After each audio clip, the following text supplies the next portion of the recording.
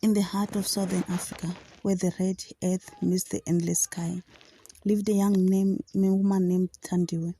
She was known for her kindness, her quiet strength, and her warm smile. Every morning she walked along the dusty road to her job at the local bank, greeting neighbors, buying food from the market women, and spreading light wherever she went. Life was simple and peaceful until the day she met Tinashe. He came into the bank one afternoon, tall, polite, white, with eyes that carried both gentleness and confidence. He treated her softly, and when their eyes met, something changed. She felt her heart skip. Days turned into weeks, and Tinashe kept coming back, always finding a reason to stop by her counter. Soon they were talking about everything, their families, their dreams, the future, and slowly friendship turned into love. They spent evenings walking through town, sharing roasted maize, laughing under the jacaranda trees where the purple petals fell around them. To Thandiwe, it feels like a dream, a love that was pure, honest, and true.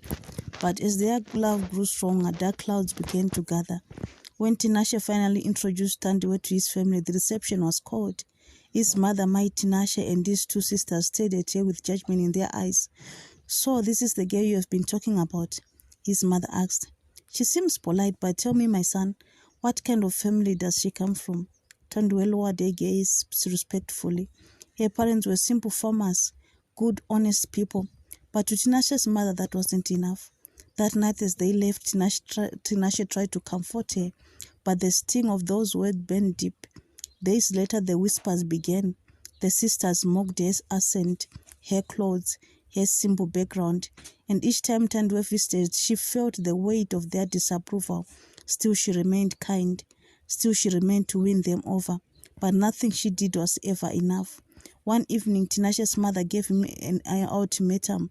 "If you marry that girl," she said coldly, "don't ever bring her to my house again." Tinashe stood there in silence for a long moment. Then he took a deep breath and replied, "Then I'll build my own house." And with those words, he chose love, even if it meant losing everything. Weeks later, in a small courthouse filled with sunlight and silence, Thandiwe and Tinashe exchanged vows. No music, no guests, no blessings from his family, just two of us that had decided to stand together against the world. Thandiwe wore a simple white dress and carried a single rose. As she looked into Tinashe's eyes, she whispered, "Even if no one stands with us, I will stand by you." He smiled, holding her hands tightly. "And I will love you today, tomorrow, and always." When they left the courthouse that day, the world felt both heavy and light. They had love, and that would have been enough. The early days of their marriage were filled with both laughter and tears. They moved into a small home, one room, tin roof, uneven floors, but it was theirs. They built a life from scratch, yet behind every smile was pain. Tinashe's family refused to speak to him. His mother ignored his calls, and sometimes late at night Thandiwe saw him staring into the distance, lost in thought. She worried, she blamed herself. One night, unable to hold back her tears, she whispered, "Maybe your mother was right. Maybe I've brought you nothing but pain." Tinashe turned to her, gently lifting her chin. "Don't ever say that again. You are my peace, Thandiwe. As long as I have you, I have everything." Those words became her strength, and through every storm she held on to them. Months passed, and slowly their laughter returned. They cooked together, prayed together, and built memories one day at a time. Then one morning, Thandiwe discovered she was pregnant, and she told Tinashe. He froze, and then smiled through tears. He hugged her tightly, whispering, "This is our blessing, our new beginning." And when their baby girl was born, she brought more than joy. She brought healing.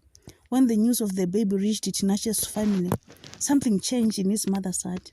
For weeks she wrestled with her pride, until one afternoon she showed up at their door, standing there hesitant, her eyes filled with both love and guilt. Thandiwe opened the door, surprised. Silence hugged between them until my Tinashe said softly, "I came to see my granddaughter."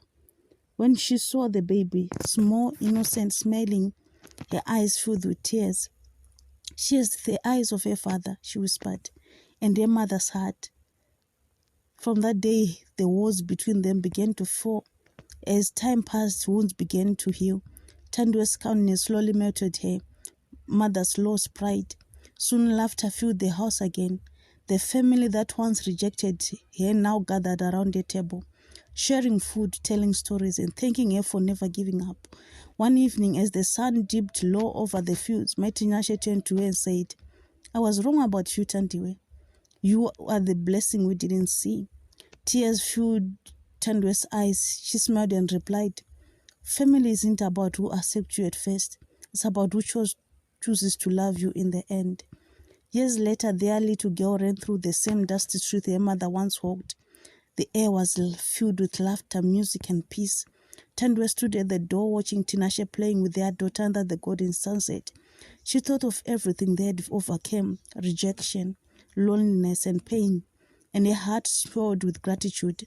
She whispered softly to herself, "True love truly conquers all."